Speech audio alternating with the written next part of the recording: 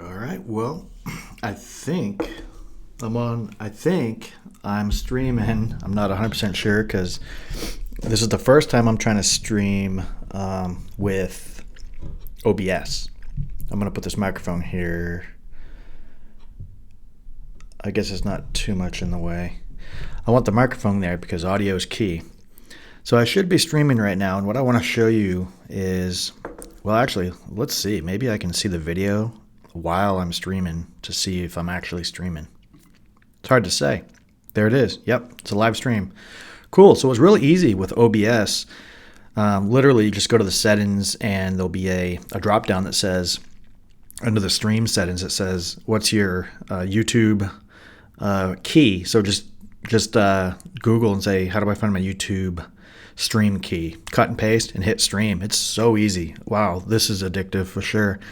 All right, so what I want to show you though, while I'm here, is how I just started doing this and I want to share this information. But with Final Cut Pro, I'm going to go ahead and open that up right now. What I want to show you is how to install these generators and these templates. Now, I'm not an expert at Final Cut Pro or editing or anything like that yet. I just learn a little bit here and there. And one thing that I've learned is I enjoy paying for templates and I enjoy paying for plugins, things like that, because it saves me a lot of time. And I'm not trying to become an expert editor. I want to just get the content out there.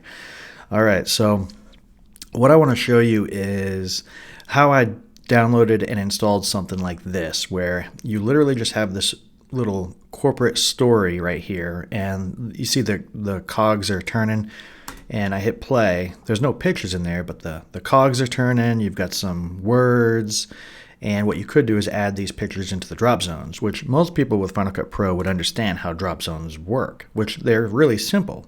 So I can literally just click on my corporate story. Hope you guys can see this zoomed in enough. Corporate story, and then you come over here to this little inspector area, and now you see all these drop zones. This is where I drop the pictures in. So let's go ahead and actually throw some pictures in here. Actually, yeah, let's grab some pictures. My thought is, oh crap. So one thing I also did was I put my photos, all of them, onto an external SSD. So it doesn't even back up photos until I plug this bad boy in. But you quickly run out of space if you have a lot of videos and photo on your Mac. Well, this is live troubleshooting, huh?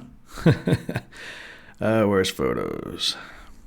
There it is. So it finally caught up. All right. So I'm going to grab a couple photos, just random ones. Picture of... Don't judge.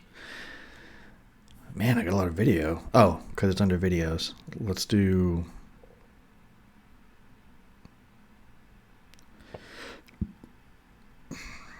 Yeah, we'll throw some pictures of me and Jen in there. So we got this one. I'm hoping that I can just straight up export these by dragging and dropping over to Final Cut Pro. The answer is no. So what you have to do is you have to go to File, Export, and export the 3 photos. Painful, if you ask me. I don't understand why the Photos app doesn't just integrate with Final Cut Pro. Maybe it does. Maybe there's another way. I don't know. But I'm going to go ahead and do JPEG. And where does it actually store it? Good question. I'm going to just hit export. I think it exports it to the downloads folder. Okay, so here we go. So I'll export those 3 photos. I can get rid of the photo app. And it doesn't even give me an option to open the folder. All the little things, right? So downloads. And we'll drag and drop these right over to my Final Cut Pro, which still doesn't work. All right. Let's try it again. The joys of live streaming, huh? Maybe I just need the coffee. Again, I'm not quite sure why I can't. I mean, I have a project open. I probably have some work pictures in here already. Oh, now I have a project open. Drop them in. There we go. Got some pictures in there. Jeez. Took a minute, but it's under MacBook Pro Temp. This is not what I wanted to show you. Let's create a new project. I'll start from scratch. File, new, project. We'll call it test. I'm going to keep the default settings here. And so my pictures are still down here. That's cool. But I want to show you how I did this generator. Under generators, you have your titles, generators, custom, and then I have this corporate story. I just downloaded this, and I'm going to show you where I got it from in a second. And we're just going to plug in a couple pictures just to see what it looks like.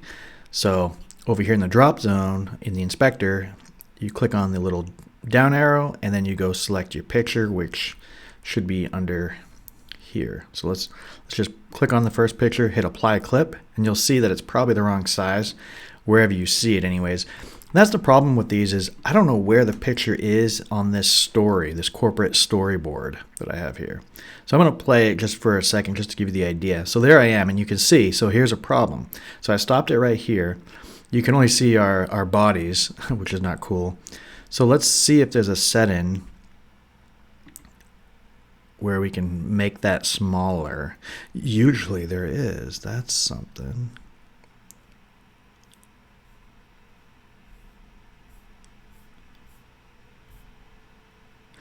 Shape 1 settings, scale. I'm guessing it's shape 1 is scale. If I scaled it back. Oh, maybe no, maybe that is actual shape. I'm really surprised that there's no scale button for this particular. That's really interesting. So if there's no scale, we really can't do much with it. That's unfortunate. But as I said, I just downloaded it just to try it. But that's terrible if there's no actual scale. Now, there's probably workarounds, but the whole point is I want it to be pretty drag and drop ready. So let's forget about this one, because there really isn't. This shape scale has got to be something different, because if I click on it, nothing's changing over here. Oh, and by the way, if you've upgraded to the latest version of Final Cut Pro, which I believe I have version, it's 4.7 or something like that. It's supposed to be faster, but I'll be honest with you, it lags a lot for me, and I don't like that. I'm having a lot of trouble with it so far. For example, like right now I'm clicking on this storyboard, and you can see it's still rendering in the background here. So there might be some settings I have to adjust or something like that. I'm not sure, but literally before this upgrade, I can move my mouse and it would just work flawlessly for anything. Part of me thinks it might be the actual template that I downloaded, this corporate storyboard, but I don't know. It's drastically different than before, so who knows. So this microphone is really good. It'll probably pick up my coffee sipping, everything. I just started using this right here because of the pop filter. Somebody gave me a comment on one of my videos that said you might need to use a pop filter, so all right, I'll use it. I didn't use it at first because it looks ugly, and I'm sorry this is a little bit unorganized. This is a live stream. This is the first time I live streamed with OBS, and I literally just wanted to try it out and see how easy it is, and apparently it is easy. But look at this. My Final Cut Pro is like useless right now. It is taking way too long to render anything. So while that's going, which I'm not going to wait for, let's go to the internet here, and I want to show you what I just bought the other day. It's Envato Elements. I don't know how to. And what I did was I actually have a student account. So if you have a student email that works, you can get it cheap. But you can go here and you can actually just browse and figure out like what you want. What I want to do is I want to click on all items and go to video templates. And then I just hit search without anything in there because I just kind of want to browse around. And then down here on the left, I filter out to basically Final Cut Pro and Apple Motion because that's what I have. I don't have Premiere or After Effects, things like that. So what I do is just kind of like put your mouse over it and let it load, and it plays a little preview of what this is, and you can just download and use it. So what I was looking for was slides, so I'm going to type in slideshow, and this is where I got them from. And let's just say I like this one here. Let's take a look at it first. So it kind of shows you the transitions for the slides. Actually, that one's, I don't really like it. So anyways, just as an example, let's go ahead and do this. No, I already have that one. Stomp opener, maybe? Who knows? It's trying to play. Maybe it's a slow internet on my end. Once in a while, my internet gets a little choppy and far away from the first floor. All right, so here we go. We're just going to download this. I'm going to click on download, and then it asks me if I want to do a project.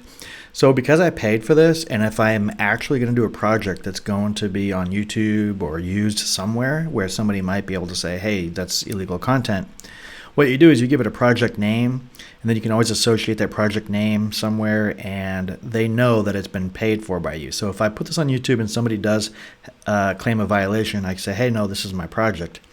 And it works forever. So if you quit using Envato Elements, the license is still good for the projects that you've published since you had the license or the subscription.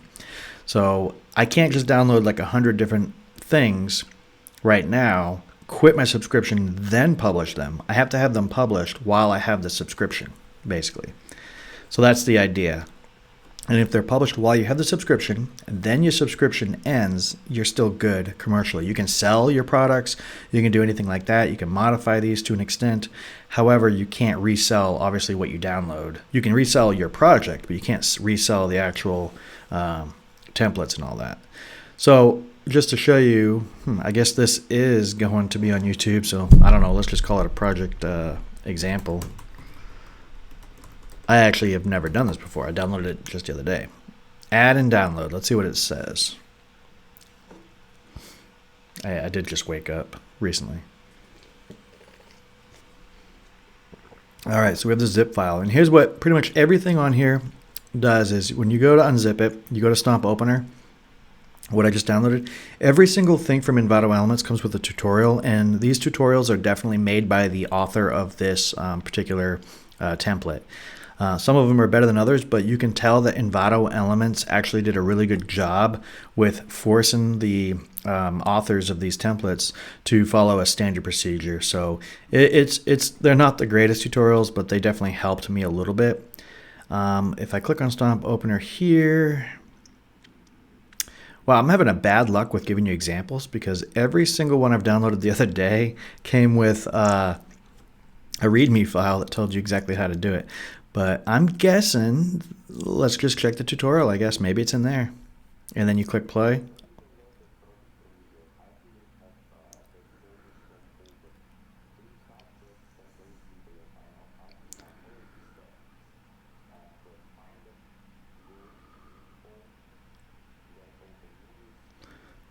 Motion templates.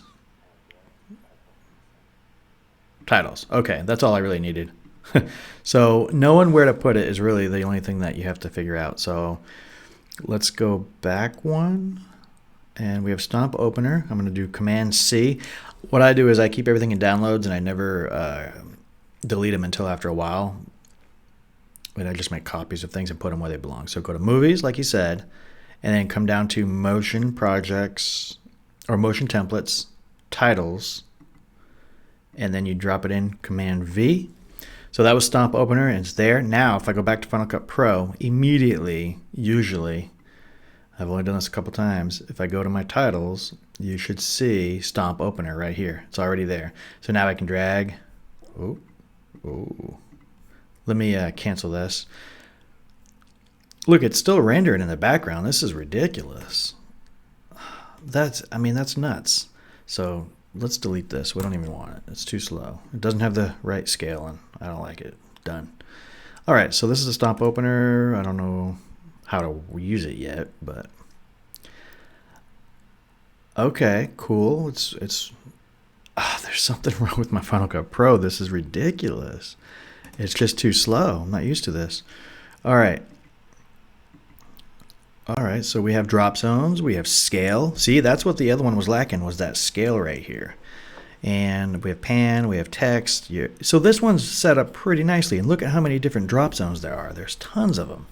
So on this particular one, I should be able to just click on this. Now I can go back to my picture of whatever I want, click apply a clip, and you'll see it's not going to fit wherever it goes. Let's just go back.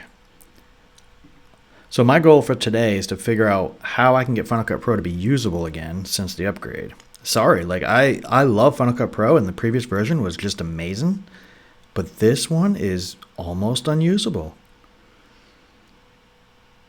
I wish there was a way to know. This is ridiculous. I wish there was a way to know where that picture was. I didn't even see it. You could go frame by frame. Oh, man. This Final Cut Pro is making everything ridiculous. Even my live stream.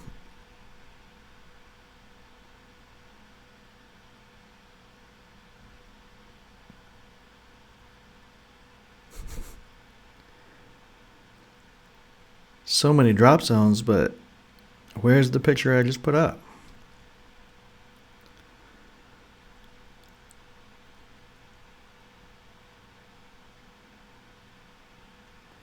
So the beauty of live stream is you don't have to edit anything, but the bad part is no one's probably going to look at it because sometimes it's just not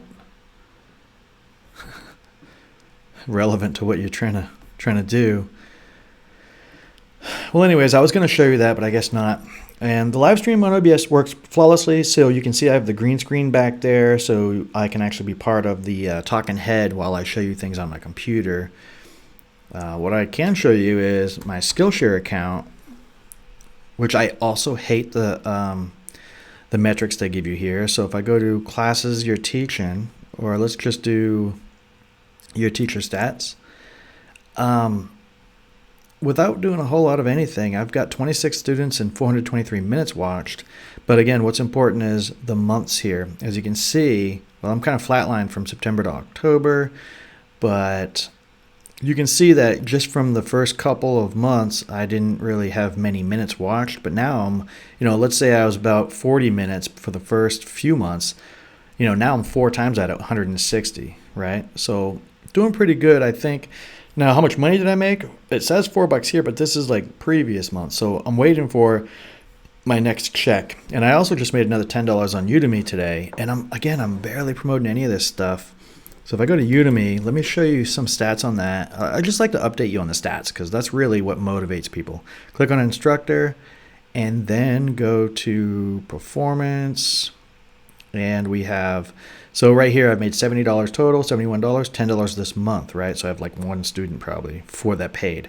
Now you can see that my total enrollments is getting pretty high.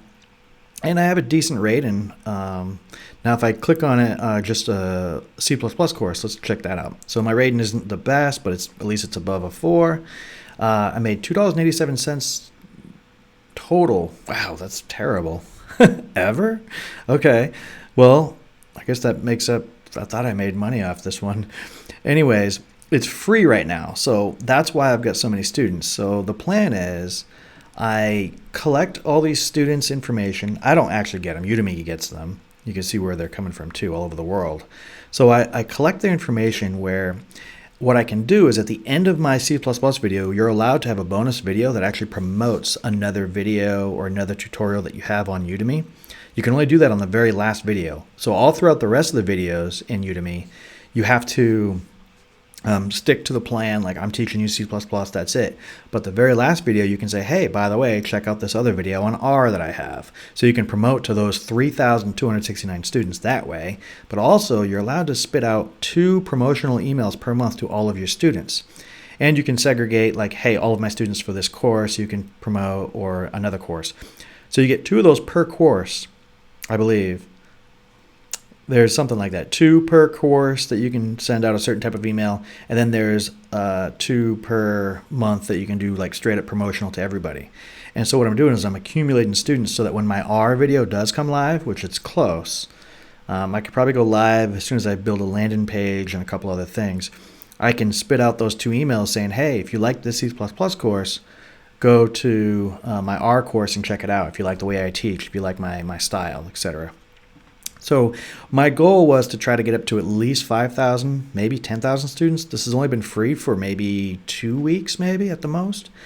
And I had a lot of free coupons before that, don't get me wrong. So that's where all these students came from, is the coupons and the fact that it's actually free. However, I want to get at least 5,000 before I go live on the other one, but I also haven't drafted the promotional emails yet.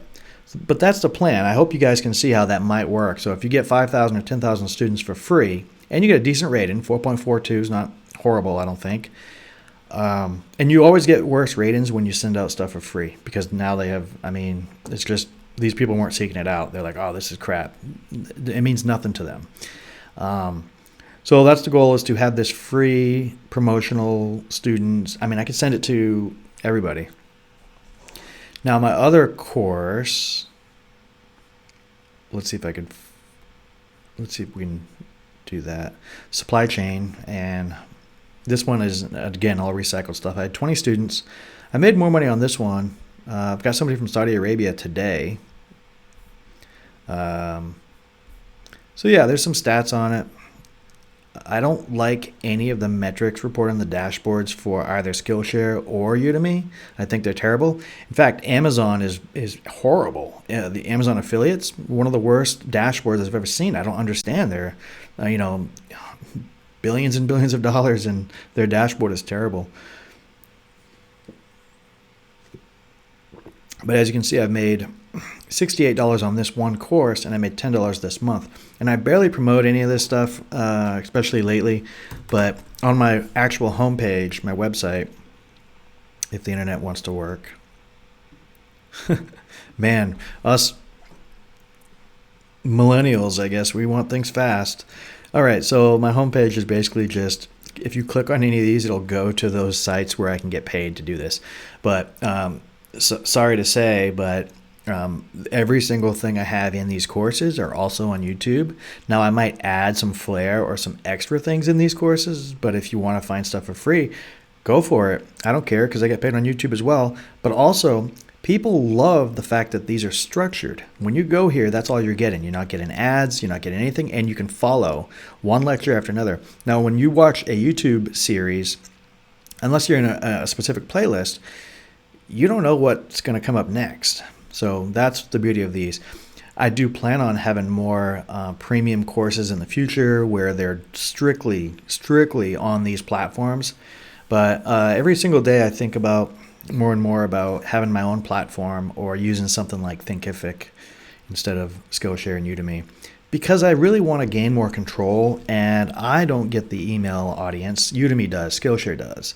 So if one of those platforms no longer works for me, I can't carry over any of those students' information to my new platform. So I'd have to start from scratch. Hopefully that you have some sort of brand awareness where people can find you, though, regardless of what it is. If you state your name a couple times, or if somebody looks it up on Google, which who knows what you'll find if you look up me. I had a lot of skateboard and stuff on there. But of course, this is me looking up on my computer with my history, so you might find something different. But so it looks like LinkedIn is first, and then my actual website second. So you can find me, and YouTube is third. That's not bad. But of course, I have a unique last name. Sorry if your name is Jeff Smith or something. No offense to that, but there's going to be a lot more competition. All right, so that's it. I think I just really wanted to test out my OBS settings, and I think I like it. What I'm curious to know is if you can hear the audio when I played that tutorial. So the output from my computer, I wonder if that streams into the YouTube video live. We'll find out here in a minute, because what happens is when you're done with the YouTube live, you hit the stop button, and then probably 45, it depends how long it is, but maybe about 45 minutes later, you'll get the link to view your live video, and you can actually download it as well. So what I plan on doing is more, not in this channel. So this is my channel where I talk about how to create channels and create content and using technology like OBS and green screens. All right, so what I plan on doing, though, is I'm going to go to my R channel where I'm teaching some R concepts. I want to do a couple live things there, but when I'm live, I'm not going to really make it seem like I'm completely live, because I want to be able to download that content and reuse it for an actual tutorial on one of those other platforms, Skillshare, Udemy, Thinkific, all those things. So that's the idea. Hope you guys kind of enjoy listening to these little tips and tricks as I find them. Sorry, the Final Cut Pro did not work at all for me the way I wanted, and I'm pretty bummed out because I have a project that's actually due. I'm doing a secret project for for work on my own time though. All right, well, over and out. I'm gonna hit the stop button, and I'll be back soon.